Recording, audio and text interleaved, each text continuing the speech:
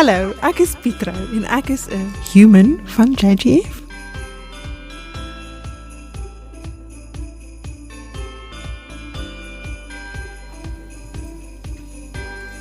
Ifikile imini enkulu. Welcome to the humans of JGF, the JGF Holiday Special, highlighting the brilliant minds behind our vision. Today, I'm not alone.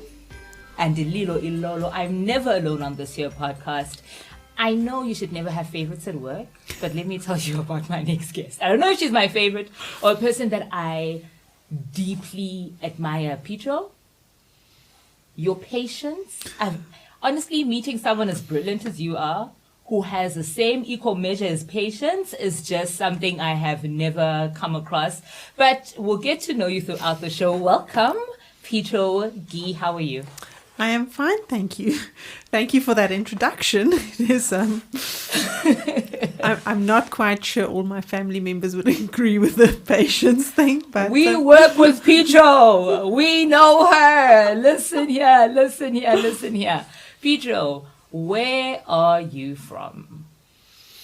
I am born and bred in the eastern parts of Pretoria. Mm-hmm. I've moved around a little bit. I learned to speak English in Sandton.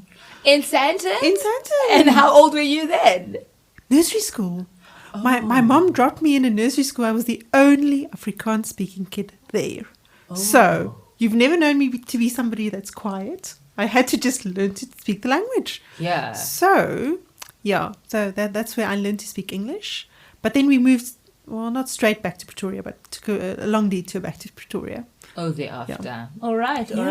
Before we get to the meat of who Pietrou is, for the benefit of those who do not know what it is that you do, I would find that hilarious, because you may not know Pietrou, but you know her work in ways that are intangible if you're not familiar with the world of systems and things digital. Pietrou, who are you in the scope of JGF? I do look after systems. Mm-hmm. I do look after data as well. Mm-hmm. That means that anything that comes into our organization in the form of a survey application form or anything like that usually goes through my hands at some point. Yes. We try to accumulate all of our data in one space, and that space is my responsibility. Mm. So I look after our data. I make sure that we know who is who in the zoo, who's an applicant, who's a candidate fellow, who's a talent. And I try to be able to tell you how many of those we've got at any given point in time, which is not always easy. We do use different systems. So there is interfaces between those systems that I also manage. And then there's quite a few little in-between little things that I get involved in, stick my nose in along the way. Here and there. Curious Pietrou, getting her fingers dirty. So Pietrou, we are a teaching fellowship. It would be remiss of us not to teleport back to our schooling days. So do tell me the earliest memory of yourself that you have at school. That was in said English nursery school. Okay. It was a very formal English nursery school. So darling. And we did a very formal grade R, and you've got to take my age into account here, which nobody knows, hopefully. But yeah, I actually very fondly remember this very formal old English lady who was my grade R teacher. And she taught me to read and write English, which was something that I could hardly speak at that point in time. So I have very fond memories of that. We made these most fantastic projects in her class. Yeah. And they were perfect. There was not a little thing out of place, which if you know me, that's kind of how I operate. Yeah. So, that's my first memory of being in a formal classroom. And your fondest memory in high school?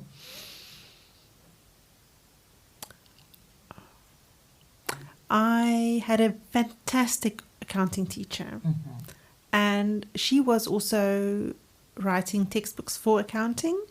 So she paid me to do some of the, or all of the exercises in the book, so that they could publish that as a memorandum, but also just to ensure that all of them were solvable. And I had a really fantastic relationship with her. So I fought hard to be in her class, not in any of the other teachers' classes. And she really made the best of that, and I made the best of the opportunity. So I really have very fond memories of being in her class and the challenges that she presented to me. 98 was never enough. Hectic. So, she would regularly say, so where did the other 2% go? Yeah. And I enjoyed that kind of challenge. It really, she taught me, and I think every other individual in the class, as opposed to just the class. That's very interesting. That's very loaded, what you just said there. Do you mind sharing what the teacher's name was? Mrs. van Staden. Yes. I believe she is long retired. I'm not sure if she is still around in the area, because I still do work with the high school where I went to. And my math teacher just recently retired. Just also giving away my age here. But Mrs. van Staden, I think, is long retired, and I think deservedly so. So Pietrou is fighting to be in teachers' classes. She's very clear of the kind of teacher that she wants.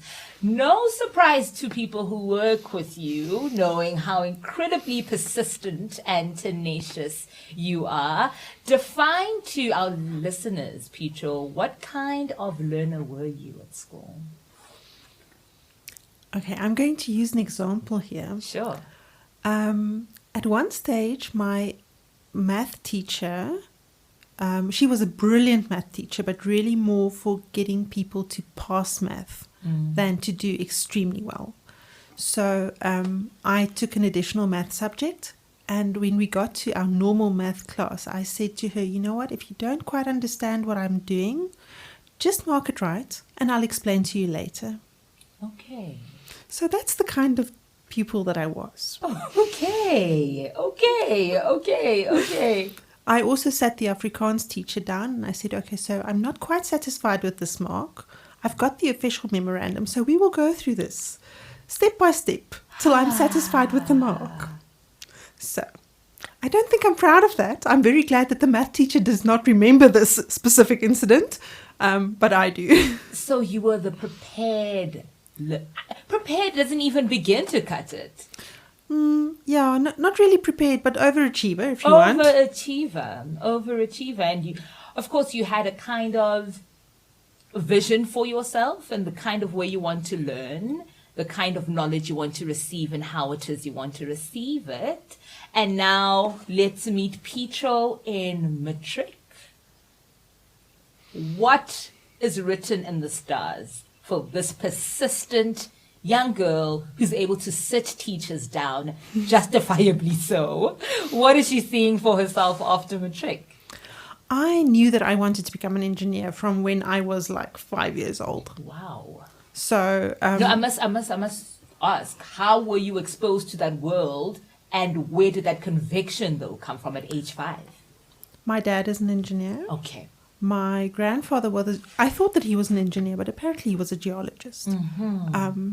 But so I was exposed to that from a very young age. My mom frequently said that I was the best little boy that any father could wish for. So at that stage, I only had 2 sisters, so I was the best or the only little boy that my dad could wish for. He did get a son later on that is even more brilliant. But so I knew that I wanted to become an engineer. And then sometime in high school, I started wondering about BCom accounting because I really enjoyed accounting and I was really quite good at it. So then I went to engineering week at University of Pretoria. Okay. And I walked in there and I said, I want to become an engineer. And I just don't quite know which one.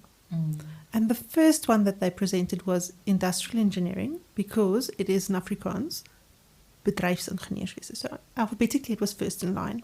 Okay. So I walked in there and there they presented to me engineering combined with business. And I walked out of there and I said, this is it. This is what I'm going to do. So one of the seniors came up to me and said, okay, so yesterday you didn't know which one of these directions you were going to go, and now you've had the first one. What do you think? And I said, I am going to be an industrial engineer. And he said, no, you're supposed to look at all of them and then decide. I said, no, this just speaks to me. And I haven't been sorry for a day in my life. I think it's the perfect thing for me to have studied. It's something that I would encourage anybody to study. Yeah. There's different forms of industrial engineering, and I think by absolute chance I picked the one that was absolutely perfect for me.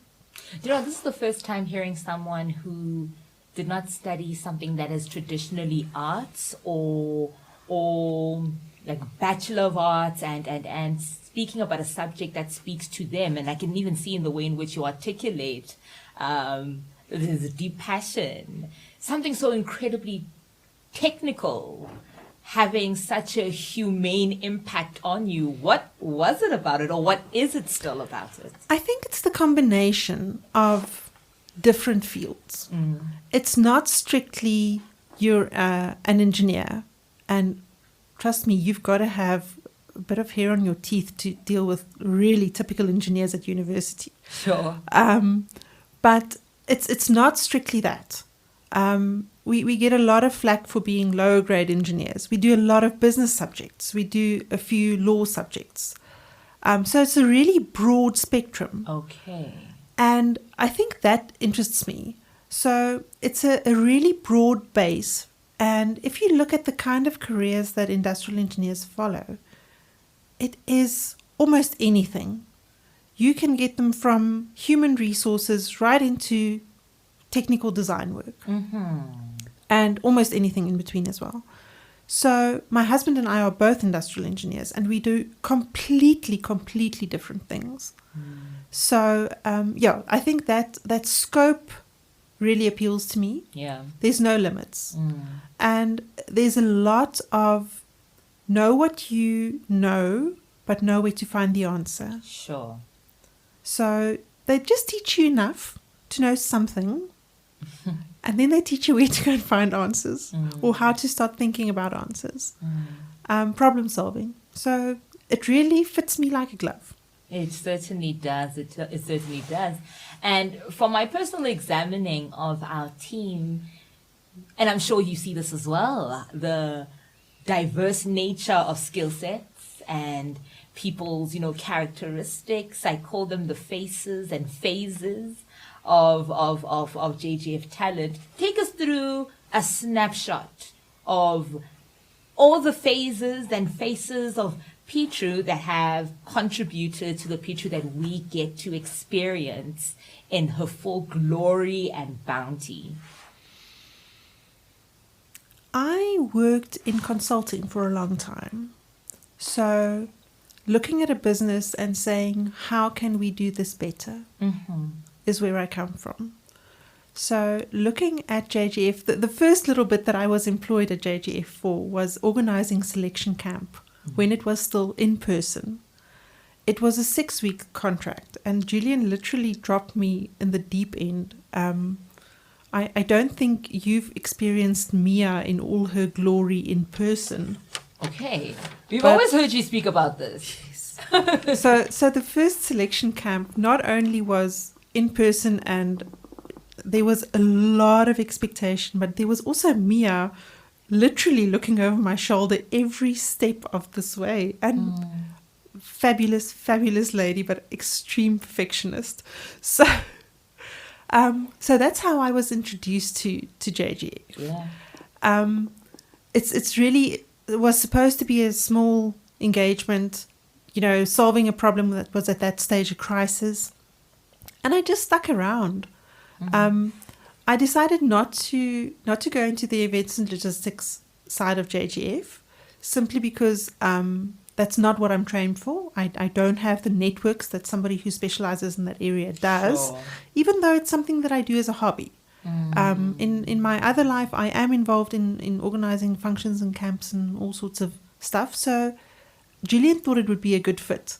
But I thought, no. I'm hearing something about data and systems, and I'm going to rather wait for that to come around. And I think I've been out of business or out of the formal consulting and engineering business for a long time, which meant that I came into JGF really with a bit of a fresh view. Okay. I didn't come with any specific system in my back pocket that I could just say, okay, you know what, I know this one, let's go with this. So we investigated a few things. It was really a learning experience for me because somebody would come and say, we've used this before, or this company is using that system. And we'd have to look into all of those individually and see, okay, does this fit, does that fit? My specialities has never been to implement systems. This is the first time that I'm really implementing a system. If you look at our Salesforce system that I am responsible for. Yeah. I've never done that before. So for me, that's a challenge all in itself. Yeah. So having decided on this one, I'm not even comfortable enough to say, okay, this is what we need. I think our need develops over time. And I really like that. I like being involved in the literally day-to-day operations of all the different sectors in JGF. And to be able to say, okay, I can see a need here. I can see this is something that I can contribute using this system or a different one to solve a situation or make something easier, make something more efficient. And it doesn't always work. Sometimes it takes a few iterations to get there. But I think at the end of the day, we do get there. Yeah. And I quite like that. I really enjoy seeing somebody contacting me and saying, okay, so I know this data is in Salesforce. How do I get it out? And I'm like, yes, that means you've been using the system. And now that we've got that data, now what do we do with it? So that's the next phase. That's where we're going. I have a story with me asking Pietrou, feeling so bad. I'm just like, oh my gosh, Pietrou, I'm wasting your time here. Pietrou with a smile from ear to ear, coaching me through. And after coaching me through, she's like, call me again. Absolutely. Call me again. Always. Call me again. If you have a problem, call me again. I'm just like, ma'am, are you sure? Because I'm going to call you. Because, I mean, systems for me, oh, goodness me, don't even try me. If I could hire someone to do my admin at work, I would. But your patience, that's why even before we even started the meat of this your conversation, just I am really amazed by how brilliantly matched your patience is to your intellect. It's honestly your patience. I'm not one for patience. That's the thing. Patience, as a person, I'm not a patient person, and I'm learning to be patient. So I have a deep admiration for people who model patience as a core quality. Not as a nice to have, but like as a core quality. Patience, really, I believe, is one of your biggest strengths. So now you are here. You are thrown in the deep end. 6 weeks of in-person selection, and now it's getting more than 6 weeks, and now we are in 2022. You are part of this organization fully. What has surprised you the most working with JGF? That's a hard one.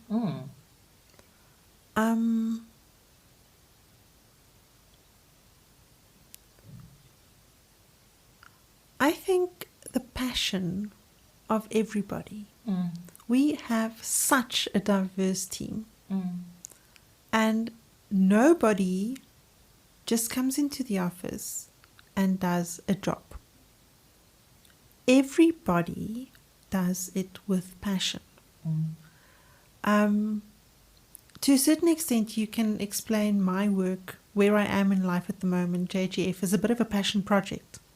And I feel like you can say that for almost everybody who works for JGF.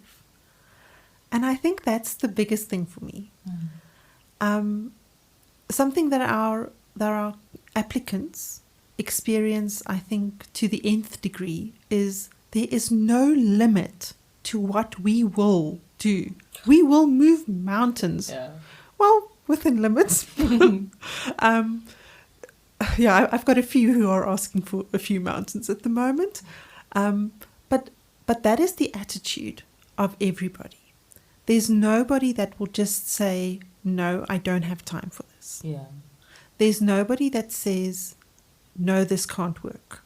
Or, no, I'm not going to help you with this. And that for me, I think, is the biggest thing. Having worked in a very commercial, very profit-driven consulting business for a long time,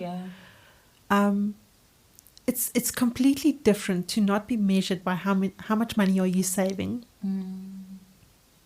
And that for me, I think it's such a completely different work environment. Yeah. That going to work is a joy, mostly. Well, Pietrou, as you do know, our candidate fellows are our North Star in the organization. We do what we do to see their vision and passion for South African classrooms come to life. What about our candidate fellows gives you the reassurance that South African classrooms are in safe hands? I think every year when I deal with applicants, I sit there and I think, what is this world coming to? And may my kids just not ask these kind of questions. But then we select them. And then you get to know them. And you see them grow. Those CFs that were selected at the in-person camp that I presented are now finishing year C. Yes. And they are no longer those clueless grade 12s at that stage. They are fantastic people. They are doing their thing. They are graduating. They are leaders in many ways in different areas on campus. If you meet up with them at any of our events, they are fantastic people. And just seeing them grow from those absolutely clueless applicants. And at the moment, you'll know we're dealing with applicants that are slightly older than what we did at that stage. And I'm thinking, you know what? Somebody who is in their third year with JGF at the moment and applying going to be in the same course as what these new applicants are going to be next year, it almost feels like you're not putting apples and apples next to each other. And that for me, that growth that you can see in our candidate fellows amazes me. And it's almost, a lot of it I think just happens very quickly in their first year on simply just being, somebody has faith in me. Somebody has had enough faith in me to give me this opportunity, and they expect me to grab it by the horns and to run with it. Yeah. They don't expect me to say, thank you, thank you, thank you, thank you, and sit in the corner and do the best I can. And that for me is fantastic to see. Yeah. That's brilliant. Now, Pietrou, we are going to head off to Cape Town soon, and we're going to touch base with the team there, and Jeremy is going to follow after this episode. What is your fondest memory with all of Jeremy? That's also something that I need to maybe think about for a little bit. Earlier today, Jeremy said to me, if there's stuff that come across my table for this is now applicants that we need to decide whether they are eligible or not. He said, don't you spend time on that. Send it my way. And I said to him, the first one is on its way. Thank you for that. But that's really Jeremy for me. He's very quick to say, no.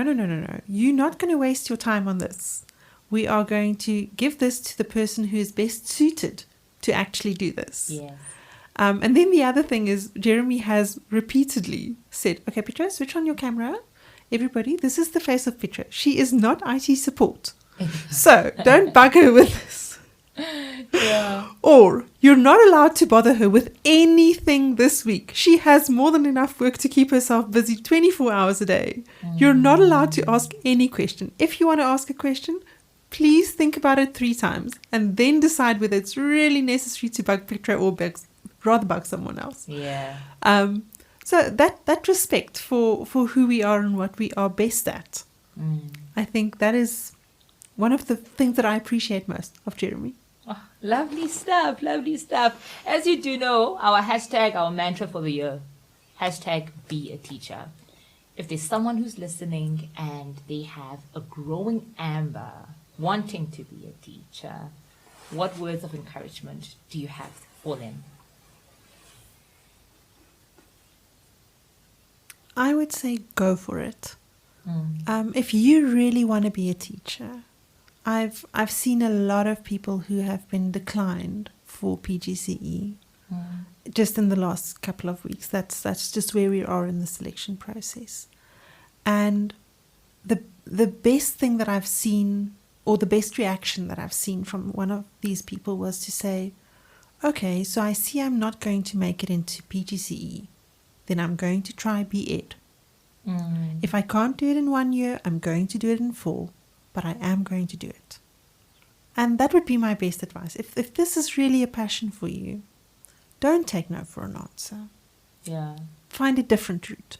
There is one. Yeah, yeah. Thank you so much, Pietrou. I remember those ones I called Pietrou the MVP. I will always be at the altar of Pietrou because she embodies a weakness of mine with so much grace, a weakness of mine being patience. You, that's where my bias lies, guys. That's where my bias lies. Hey, when they're like patience, I'm like, P for Pietrou, P for patience, okay? Thank you so much for modeling all these brilliant qualities that you hold with so much grace, so much efficiency, and always being willing to help. At a heartbeat, we really appreciate your time here at JGF Amplified, and we love being in community with you in the organization that is JGF. So thank you so much, Pietrou. Thank you to you as well.